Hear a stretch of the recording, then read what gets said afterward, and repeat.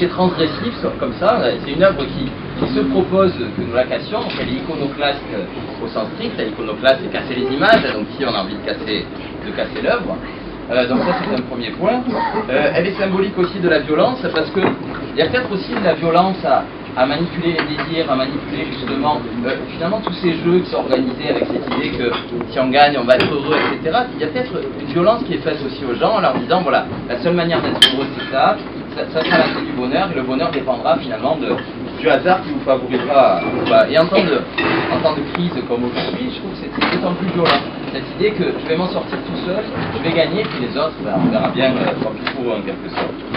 Elle est peut-être violente aussi, vous savez, on parle parfois de violence symbolique, c'est peut-être violent aussi parce que finalement Clara, elle a décidé de prendre ces objets qui sont pour beaucoup de gens une île d'espoir, tous les jours ils vont gratter pour le respecter aussi bien évidemment, et peut-être qu'ils pourraient se sentir agressés, ils pourraient dire mais qu'est-ce que c'est cette histoire, moi c'est mon rêve quotidien, et là on le met sous vitrine, on en fait une œuvre, on le désactive en tant que jeu, et donc il y a peut-être aussi quelque chose qui est de l'ordre de la violence symbolique.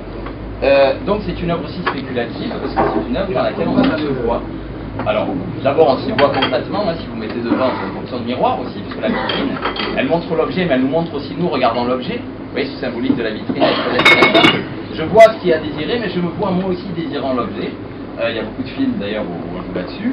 Et puis c'est aussi une œuvre qui me donne à voir ce que je pense de la société, ce que je pense du bonheur, ce que je pense de la chance, ce que je pense du jeu, etc. Deuxième point, alors, la philosophie et le bonheur.